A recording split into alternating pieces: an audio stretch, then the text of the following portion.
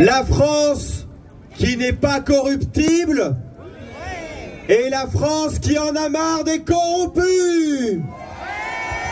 Liberté! Liberté! Liberté! Liberté! Liberté!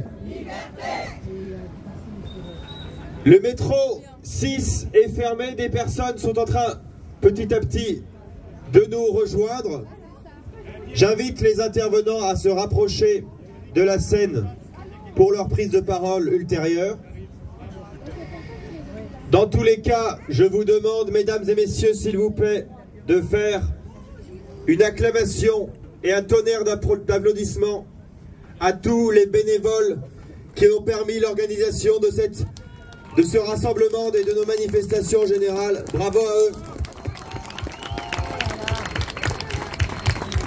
Et je vois Jacques à côté de moi, bravo à Jacques en particulier, qui vient de ramener un super drapeau français. Et à toute la France et même au monde entier, sur cette superbe place Jacques Rueff sur le Champ de Mars, devant la Tour Eiffel, que les Français soutiennent leurs agriculteurs, que les Français, tout comme leurs agriculteurs, veulent qu'il y ait des règles, ne veulent pas du libre-échange à tout crin et veulent tout simplement qu'on laisse les agriculteurs vivre de leur travail et qu'on puisse continuer à bénéficier d'une alimentation de qualité sans être concurrencé par des produits de moins bonne qualité qui viennent de plus en plus du monde entier, mais aussi de la part de concurrents déloyaux au sein de l'Union européenne. On leur dit donc très fort, nous sommes avec vous, amis agriculteurs. Musique qui se lève.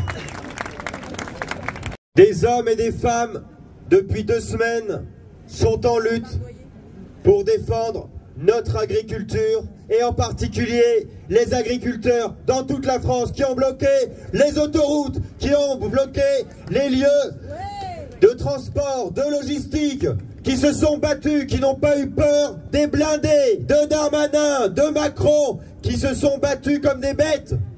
Nous sommes avec eux. Tous ensemble, hey, hey, tous ensemble, hey, hey, tous ensemble, hey, hey, tous ensemble, hey. Sur les blocus, tout a été fait pour leur faire peur. Il y a eu des pressions économiques, des pressions sociales, des pressions policières. Tout ça dans un seul but, les faire rentrer à la maison. Emmanuel Macron et toute sa clique ont très sérieusement pensé qu'ils pourraient les faire rentrer à la maison en achetant quelques-uns. Mais ils se sont trompés. Contrairement au discours qu'ils essayent de faire passer un maximum, les résistants sont toujours là. Il y a toujours des blocus et il y en a d'autres qui s'organisent pour cette semaine. Beaucoup d'entre vous en font partie ou en feront partie. La lutte n'est pas terminée. Nous disons donc à tous ceux qui actuellement sont dans des actions pour obtenir la dignité dans leur travail, nous leur disons, nous sommes avec vous, nous vous soutiendrons, nous irons sur les blocus avec vous, avec nos voitures, avec nos tracteurs, de toutes les manières possibles et imaginables, mais dans tous les cas, nous savons que les choses ne seront pas résolues dans l'agriculture comme dans tant d'autres domaines si nous ne sortons pas de l'Union européenne qui est omnipotente en matière d'agriculture. C'est pourquoi, et je vois beaucoup de pancartes parmi vous, cette pancarte à haut recto, soutenons nos paysans, et au verso Frexit, c'est un diptyque qui montre bien par où passer. Le Frexit, la sortie de l'Union européenne, nous la demandons et nous la scandons. Frexit! Frexit. Frexit. Frexit. Frexit. Frexit.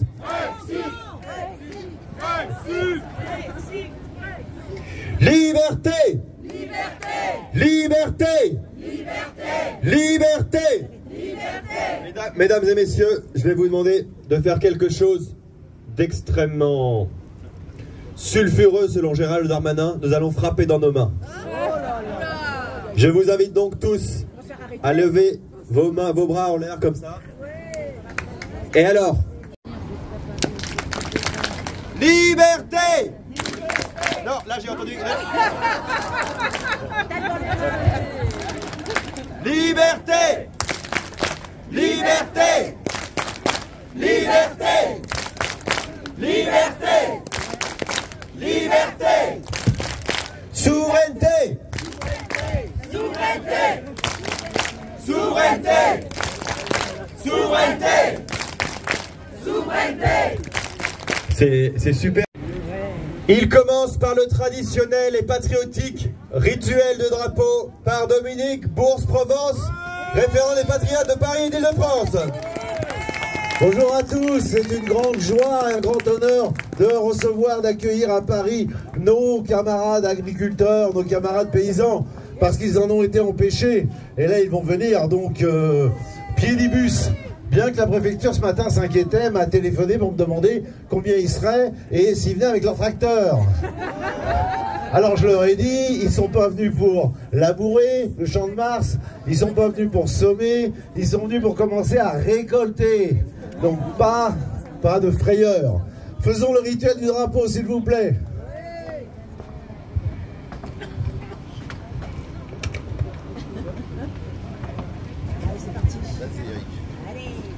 Allons enfants de la patrie, le jour de gloire est arrivé.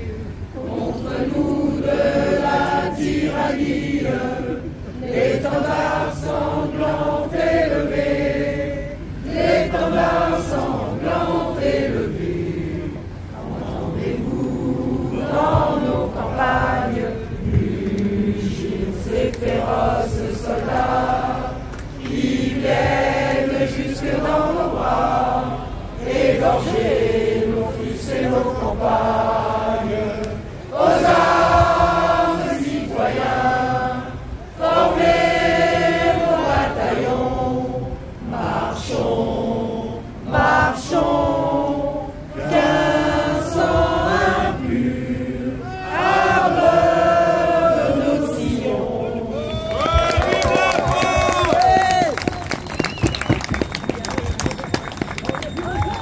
Ben moi je voulais vous dire, je ne veux pas vous parler d'agriculture, je vais vous parler de culture. Il y a une anecdote qui est passée très inaperçue il y a 2 jours, c'est que vous savez que les camarades les plus éveillés d'entre les agriculteurs avaient décidé directement, dès le premier mot d'ordre, quand ils sont montés sur Paris, ils avaient décidé de bloquer Rungis. Et bien sûr que les préfectures en ont été tenues informées, bien évidemment, et ils s'ingéniaient à leur casser les pieds dans chaque département où ils passaient, pour les diviser, pour les nasser. Vous voyez ce que je veux dire? Et certains d'entre eux sont arrivés à Sully-sur-Loire. Donc ils venaient du sud et ils étaient bloqués sur la Loire, à Sully-sur-Loire. Et bien sûr, ça n'a été relevé par personne, et pas par les journalistes des chaînes d'infos en continu, bien évidemment, si vous voyez ce que je veux dire. Sully-sur-Loire, c'est un pont, ils étaient bloqués sur le pont, il y avait les CRS qui étaient là, les camions, et les tracteurs qui leur faisaient vis-à-vis, en face. Et Sully-sur-Loire, tout à côté du pont, il y a un château, au XIIIe siècle, qui a été construit pour protéger le pont, justement, très important. Et qui a séjourné, il y a 6 siècles, à Sully-sur-Loire? Eh bien, c'est Jeanne d'Arc. Jeanne d'Arc a séjourné parce qu'elle a été à l'abbaye de Saint-Benoît-sur-Loire, à quelques kilomètres, en 1431, pour réaliser ce qu'on a appelé historiquement la triple donation. D'accord? À Dieu, au roi et au royaume de France. Alors qu'on soit croyant ou pas, peu importe. C'est un mythe de notre histoire fondamentale, mythe avéré, historiquement. bien évidemment. D'accord? C'est pas une légende, c'est une réalité, c'est un fait. Alors, je me suis dit, c'était quand même un beau symbole, parce que Jeanne d'Arc, qu'est-ce qu'elle faisait il y a 6 siècles? Elle boutait les Anglais hors de France. Et leurs complices, les Bourguignons, à l'époque. Et nous, qu'est-ce qu'on veut faire, nous, en fait?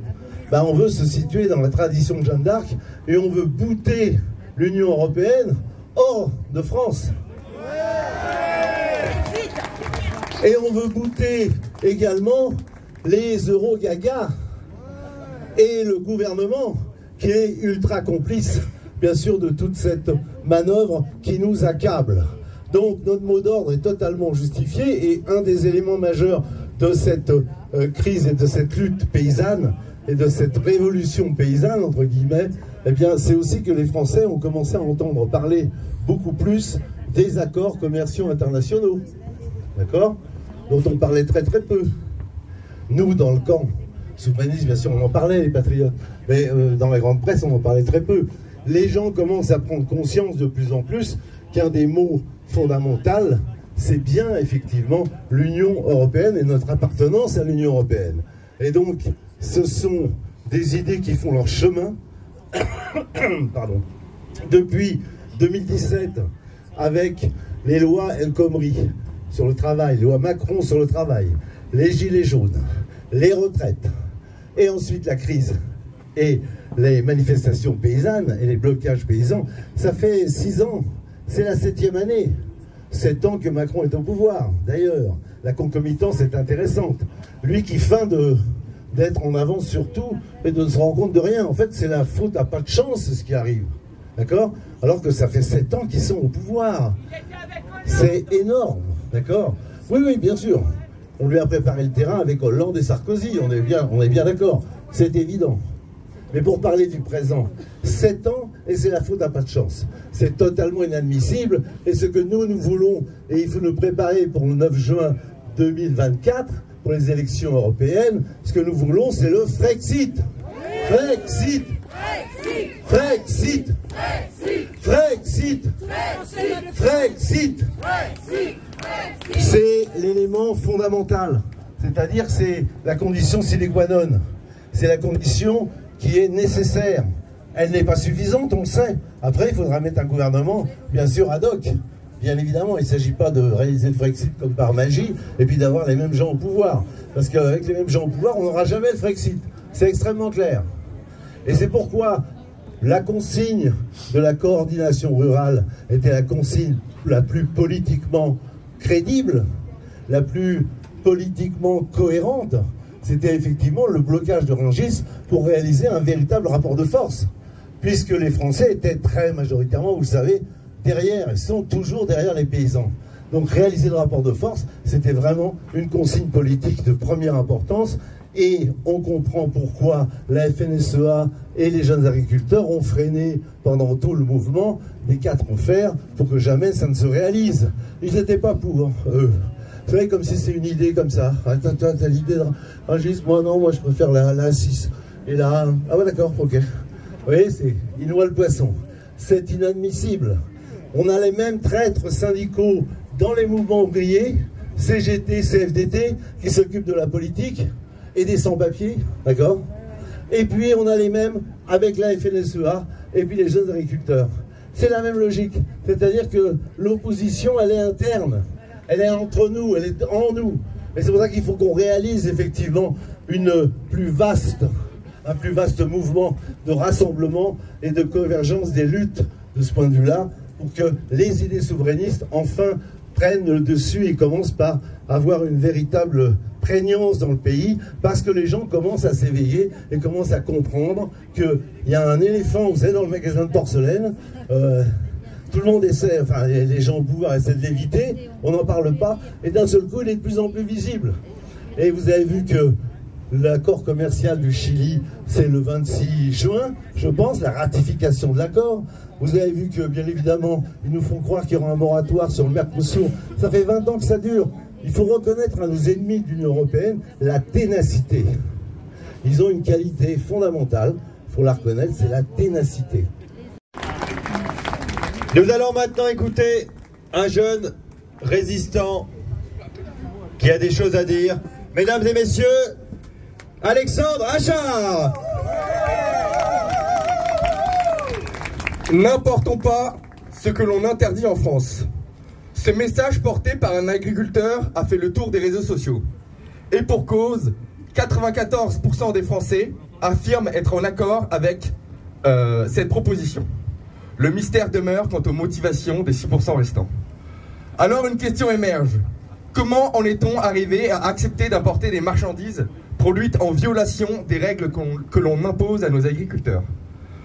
La raison, vous vous en doutez, se trouve dans l'ombre d'un drapeau bleu aux étoiles d'or.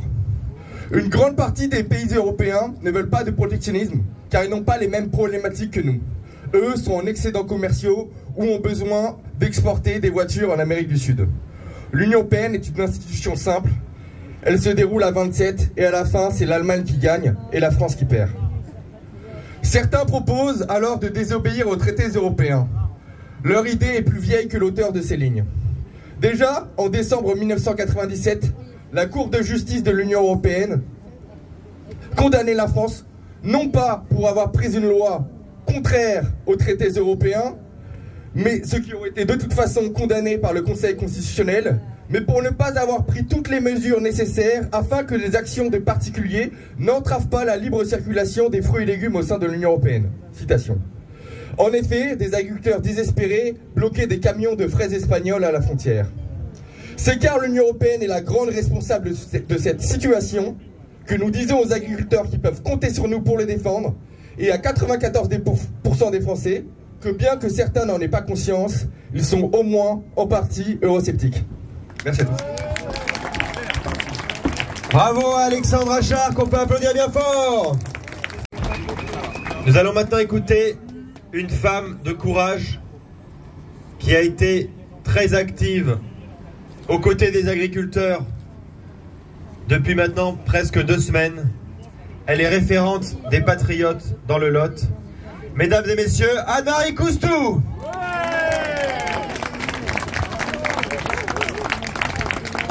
Bonjour les patriotes. Bonjour à vous. Oui, si vous êtes là si nombreux pour soutenir nos paysans, c'est parce que vous savez que les agriculteurs, eh bien, c'est le cœur de la patrie et que c'est très important de les soutenir. Et nos agriculteurs, depuis que nous sommes dans l'Union européenne, ils ont entamé une longue descente vers l'enfer. Avant, nous étions une grande puissance agricole qui arrivait à nourrir tous ses enfants, qui arrivait à exporter. Et maintenant, depuis que nous sommes dans l'Union européenne et surtout les dernières décennies, eh bien en fait, on est obligé d'importer la moitié de tout ce que nous consommons. Et ça n'est pas normal. Mais ce qui est encore moins normal, c'est que nos agriculteurs, eh bien, ils vivent un véritable enfer. Parce que quand on discute avec eux sur les ronds-points, eh bien, ils en parlent de leur vie quotidienne. Ils sont sans arrêt contrôlés, pour un oui, pour un non, et de manière fort peu courtoise d'ailleurs. Ils sont surveillés par des satellites là qui passent tous les 3 jours pour vérifier tout ce qu'ils font, hein, parce que d'un satellite on voit même une orange. Hein, et ils sont accablés de procédures administratives. Ils sont écrasés de paperasse, et tout ça en plus de leur travail d'éleveur, c'est-à-dire avec des horaires de 60 à 80 heures par semaine, et un travail quand même pénible. Et ils le font parce qu'ils sont vaillants et parce qu'ils aiment leur métier, mais quand même on serait en droit d'attendre, vu leurs efforts et vu leur mérite, on serait en droit d'attendre qu'ils aient au moins une rémunération décente, quoi. Pour un pays comme la France, qui était une grande puissance, comment se fait-il qu'on accepte que nos agriculteurs soient dans la misère, puisqu'il y a 40% de nos paysans qui vivent en dessous du RSA, 20% qui vivent en dessous du seuil de pauvreté, et comme vous le savez, et là c'est particulièrement scandaleux, il y a 2 paysans qui se donnent la mort chaque jour. Il y a 27 exploitations agricoles qui mettent la clé sous la porte chaque jour. Des milliers d'exploitations qui sont fermées comme ça depuis une dizaine d'années, et ça, c'est insoutenable. C'est insupportable et je ne vois pas comment nos hommes politiques ont pu passer tout cela sous silence. Bon, nos journalistes, on le comprend, ils sont complices, d'accord. Mais nos hommes politiques, mais ils sont complices pareil. Maintenant, là, ils arrivent tous là comme des mouches sur le miel. Ils sont en train de les courtiser alors qu'ils n'en ont pas parlé jusque-là. Et tout ça pourquoi? Parce qu'ils sont complices, bien évidemment. Complices de l'Union européenne, complices de la FNSEA, complices des multinationales de l'agroalimentaire. Oui, je crois qu'on peut les huer. Voilà. C'est tout ce qu'ils méritent parce qu'ils ont appelé, c'était programmé qu'ils appellent à finir l'action très rapidement. Ils les font venir pour rien finalement, ils les découragent complètement. Sauf que nos paysans, ils ne sont pas dupes. Nos paysans, ils savent très bien que, en fait, les mesurettes qu'ils ont eues, c'est comme un plat de lentilles, que ça ne pourra pas se réaliser. Hein. On fera des petites opérations de com dans les grandes surfaces, mais en fait, ils n'ont rien obtenu, absolument rien. Ils sont rentrés la rage au cœur et ils n'attendent que le moment de revenir. Voilà, y compris les paysans de base de la FNSEA qui sont tenus à la gorge. Parce que la FNSEA, elle tient la SAFER, elle tient les quotas laitiers, elle tient le crédit agricole. Et quand vous voulez obtenir quelque chose, eh bien, si vous n'y êtes pas, eh bien, vous avez des difficultés. Et même, on vous met des pressions, on vous met du chantage, etc., etc. Donc là, nos agriculteurs, ils sont en révolte, et c'est très bien, et il y a tous les agriculteurs des pays européens qui sont en révolte aussi. Il faut qu'ils unissent leur lutte pour donner des coups de boutoir contre Bruxelles, contre cette Union européenne qui les étrangle.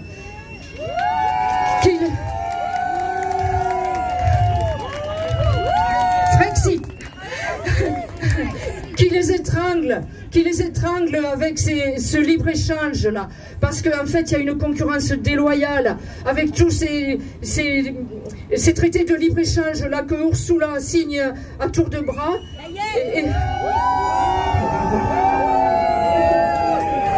Alors, oui.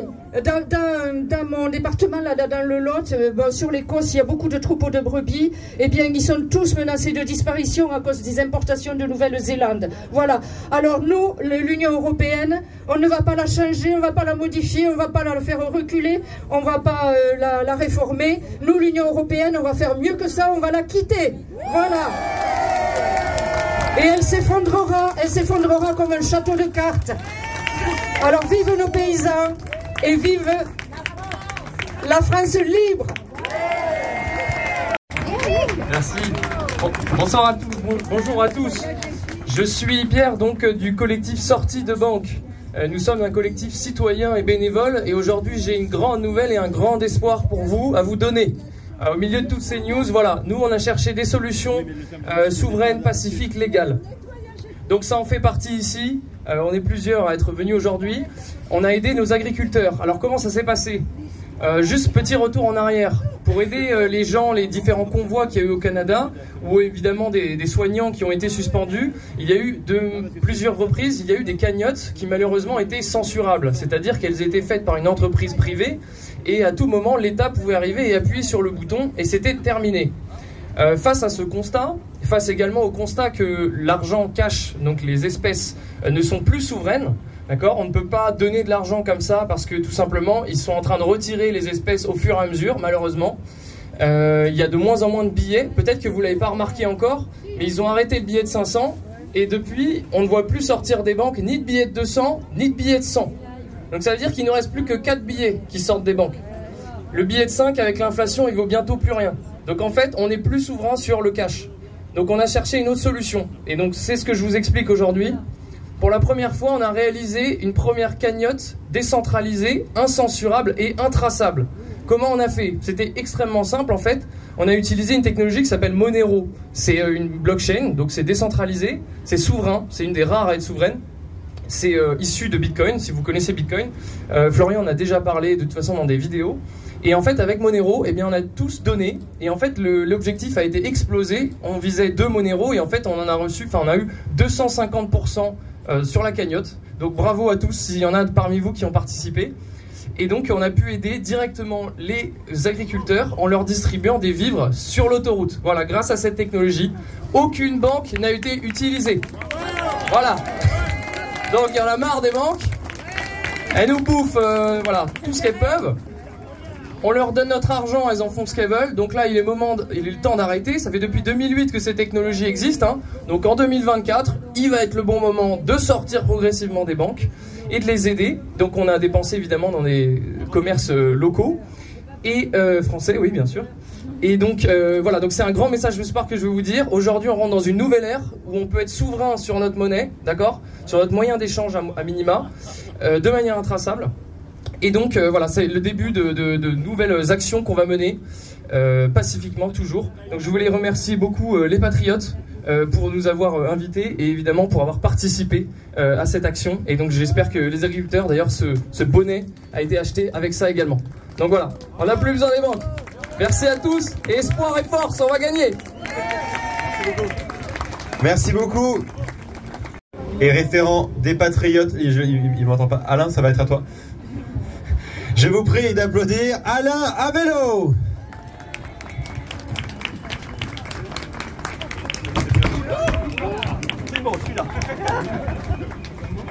Bien, c'est avec la force inébranlable de nos convictions, mesdames, messieurs, plus déterminés que jamais dans nos engagements, dans nos combats, que nous faisons pleinement nôtre celui en cours de nos agriculteurs. Oui, l'engagement politique se nourrit de l'inextinguible capacité à s'indigner face à ce qui est indigne. Et y a-t-il pire indignité que le sort fait de longue date maintenant aux paysans de ce pays? Ils sont pourtant la France, celle des racines d'une très large part de sa population, autant qu'ils ont fait et continuent de faire la France, dont, rappelons-le, la moitié du territoire est dédiée à l'agriculture. La France dont ils ont façonné les paysages, constitué les terroirs et les appellations d'origine contrôlée, maintenu les savoir-faire traditionnels en les conciliant avec la modernisation.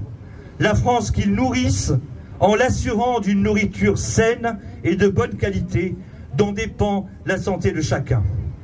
Comment ne pas s'indigner face au sort qui leur est donc et de longue date fait? Comment ne pas s'indigner face aux 1000 difficultés qu'ils connaissent au quotidien? Des cours qui leur imposent souvent de produire à perte, les pressions exercées par la grande distribution, des revenus indigents, souvent d'à peine quelques centaines d'euros mensuels, le pouvoir exorbitant de syndicats majoritaires agissant contre les intérêts de beaucoup d'entre eux, une suradministration délirante qui pétrit d'idéologies pseudo-écologiques depuis Bruxelles, les étrangle et programme en réalité leur disparition. La véritable précarité sociale, elle est bien là, dans nos campagnes, dont ceux qui au quotidien travaillent tous les jours de l'année, sans répit ni repos, souffrent habituellement en silence, jusqu'à parfois finir par baisser les bras en ne trouvant d'autre issue, chose devenue affreusement banale, que le suicide. Ce mouvement qui à présent a affaire à des forces contraires, venues de ses propres rangs, est légitime, ô combien légitime, et doit se perpétuer jusqu'à réunir les conditions du salut des paysans. Et le soutien sans faille que nous lui apportons est autant suscité par l'indignation qu'il est rendu nécessaire par la cohérence de nos convictions. C'est pourquoi nous, patriotes, nous n'avons pas attendu la médiatisation du mouvement des agriculteurs en colère, à l'instar, par pur opportunisme, d'autres organisations politiques. Nous n'avons pas couru après nos photos de circonstances devant les tracteurs. Notre soutien à la cause paysanne est un soutien de fond.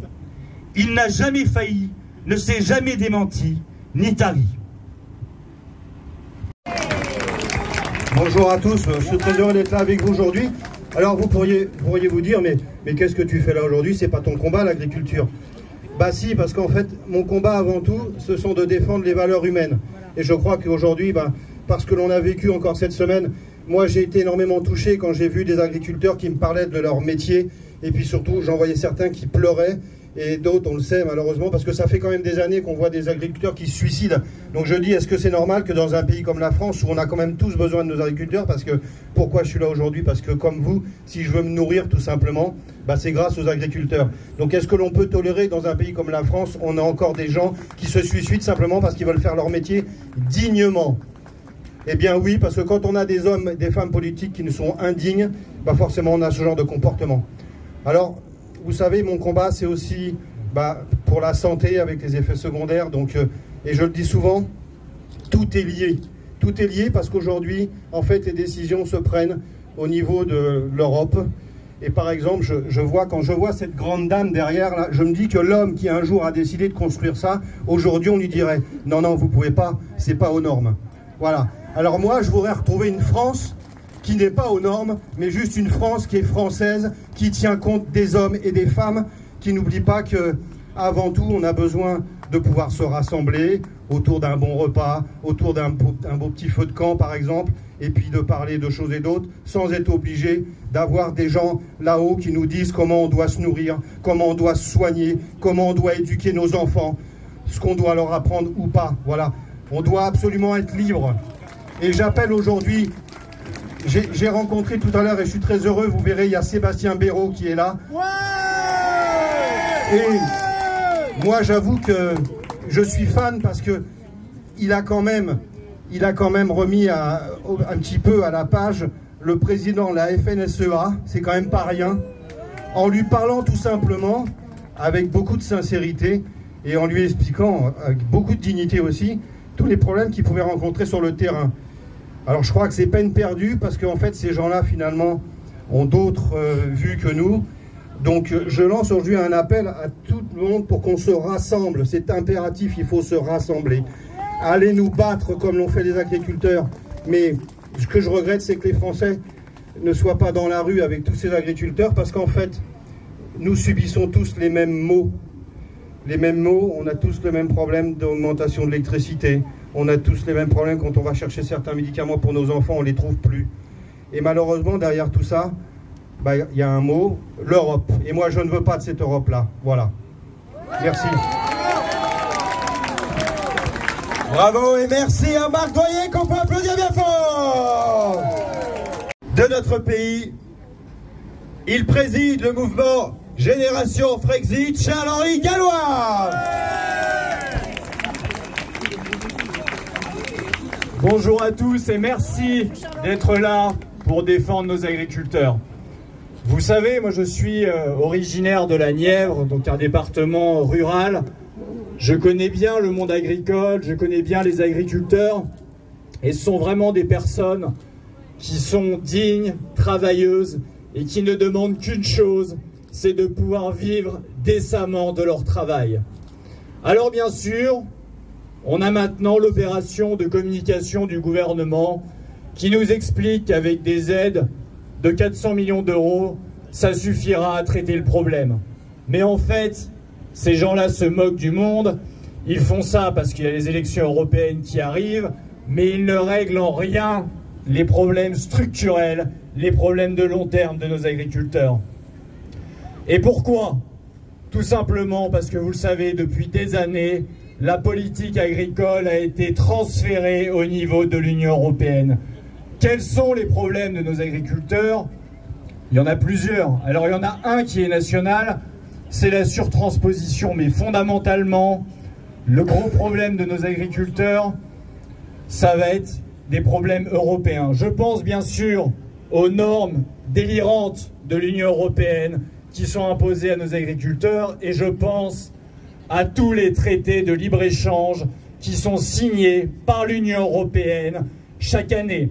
Dernièrement encore, alors que la Macronie explique que oui, maintenant les traités de libre-échange c'est un problème, les députés macronistes au Parlement européen votaient pour les accords de libre-échange avec la Nouvelle-Zélande, avec le Kenya, avec le Chili et demain, bien qu'ils le démentent, avec le Mercosur. Jean-Frédéric Poisson.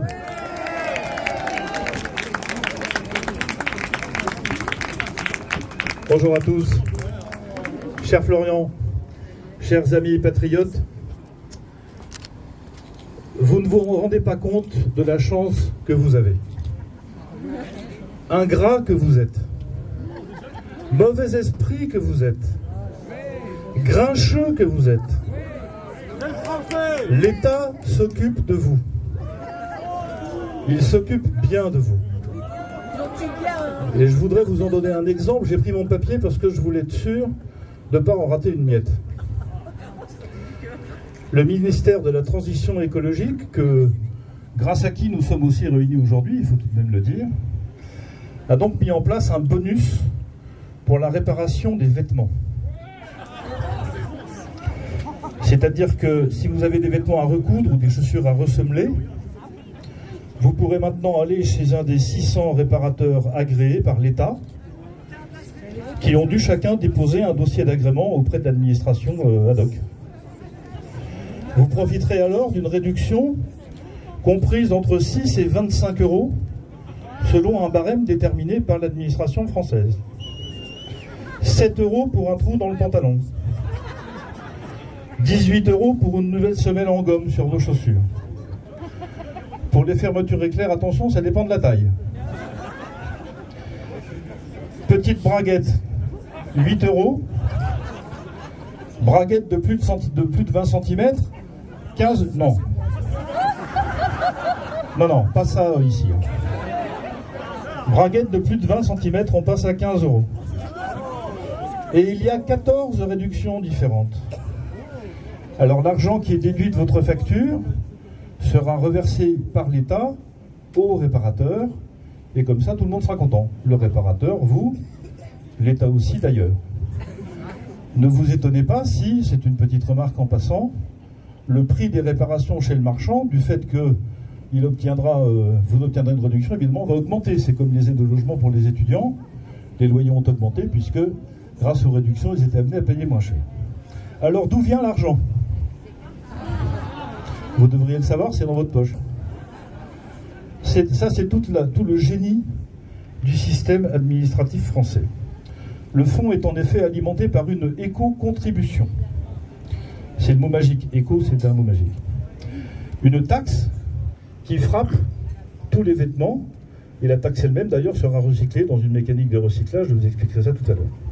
Le système actuel comprend 104 taxes différentes sur les vêtements que nous achetons tous les jours. Il y a 14 types de pyjamas dont les taxes vont de rester assis, enfin 0,0273 centimes, donc on est au centième de centime pour les plus petits sans doute.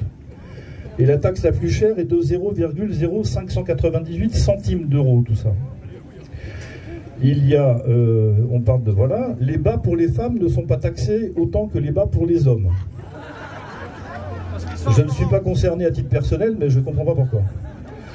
Les couvertures et les parures de lit ont des taux différents. Et les t-shirts sont taxés différemment selon qu'ils sont pour des personnes de moins de 14 ans ou des personnes de plus de 14 ans. Alors le dernier point, c'est de savoir qui collecte tout ça et qui vérifie. Alors évidemment, il y a un organisme qui est chargé de vérifier tout ça.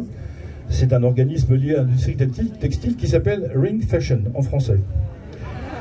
Il collecte et reverse aux consommateurs, mais aussi aux entreprises vertueuses qui fabriquent des vêtements en utilisant des matériaux recyclés, des tissus qui sont effilochés, défilés, etc., etc.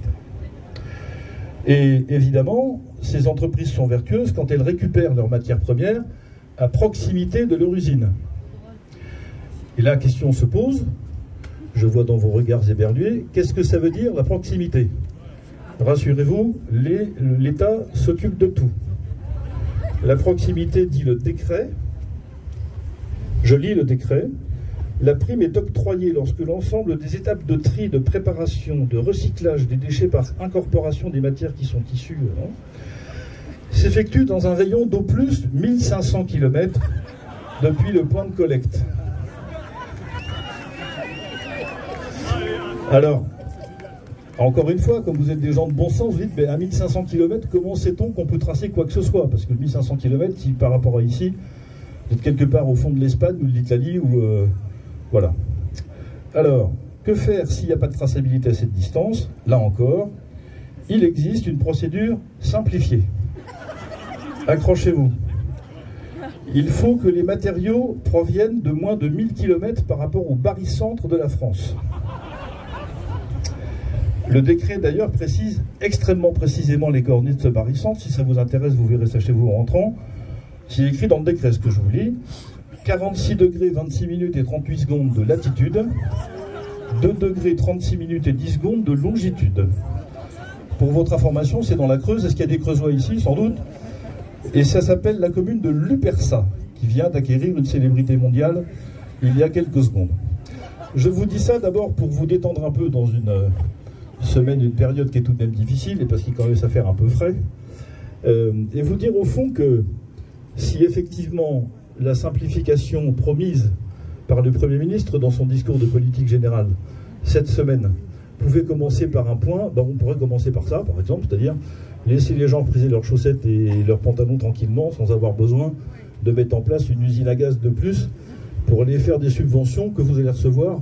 Enfin, vous allez vous-même vous donner en fait les 7 € quand vous reprisez votre pantalon. C'est-à-dire qu'en fait, si on ne les prend pas pour vous pas les donner, ça n'a pas beaucoup d'importance. Mais ça vous donne une idée de ce que subissent jour après jour les agriculteurs de notre pays, en plus de la disparition progressive de leur profession depuis maintenant 200 ans. Il y a en tête qu'en 1850, il y a donc 170 ans maintenant, un peu plus, les agriculteurs représentaient 2 tiers de la population active en France. C'était 50% en 1900, 20% en 1950 et c'est 2% aujourd'hui. La disparition de la paysannerie du monde occidental est probablement un des plus grands drames que notre civilisation ait connu, parce que la paysannerie, au fond, et c'est bien ce qui gêne nos dirigeants aujourd'hui, qu'ils soient européens ou français, la paysannerie, c'est l'exemple type de ce que la Startup Nation n'est pas.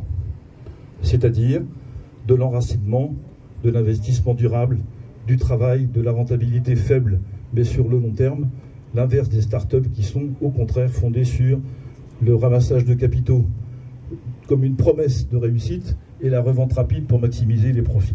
C'est l'inverse de ce monde. Et effectivement, si on ennuie autant nos paysans, c'est d'abord parce qu'ils sont le monde d'hier, mais moi j'aime bien le monde d'hier, j'aime beaucoup même le monde d'hier. Et deuxièmement,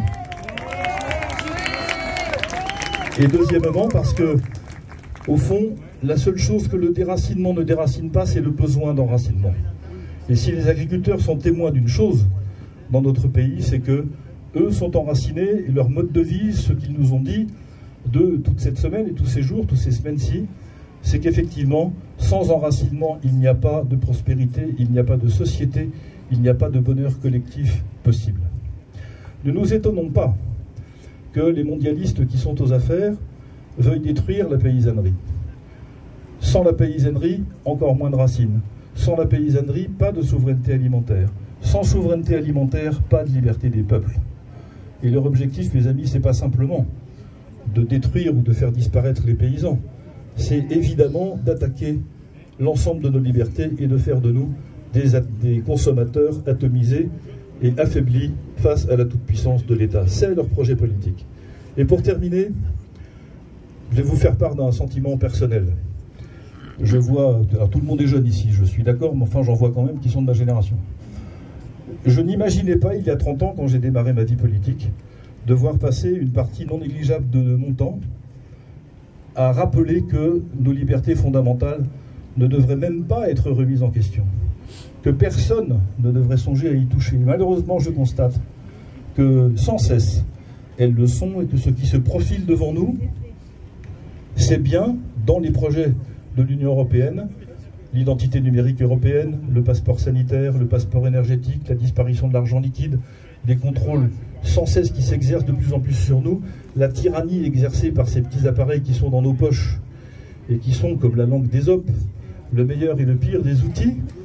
C'est la surveillance généralisée qui s'annonce, et c'est ce contre quoi nous devons nous battre. Il n'y a pas d'autre objet que celui-là. Et je termine en disant que s'il y a un enjeu dans les prochaines élections européennes qui approchent, c'est bien celui de la défense des libertés. C'est aussi celui de la préservation de notre modèle social. C'est-à-dire cet équilibre très français, il ne marche pas très bien, c'est vrai.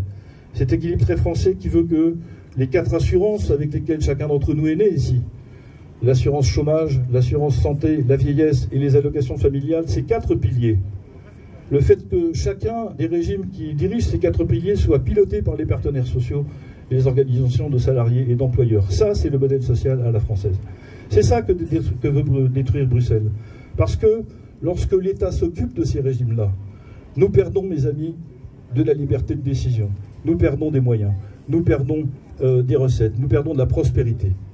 Si les élections européennes ne sont pas un moment au minimum d'alerte de nos concitoyens, que ces 2 enjeux sont ceux contre quoi nous devons lutter, ou plutôt leur disparition, le projet de leur disparition, alors je suis désolé de vous dire que le reste ne servira pas à grand-chose. Que serait, je suis partisan, comme vous l'êtes tous, et Florian le sait bien, partisan d'une extension significative, et plus que ça, de l'utilisation du référendum.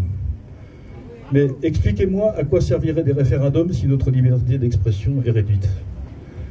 À rien, bien sûr. Nos 2 combats sont là. On peut envisager des solutions différentes et des chemins différents. Ça fait partie de nos échanges avec Florian. Peu importe. L'enjeu, c'est ça. Sans liberté, sans modèle social français, il n'y a plus de France. Et moi, je ne veux pas que la France disparaisse. Merci aux patriotes pour leur mobilisation et à votre président pour sa combativité et son courage. À bientôt.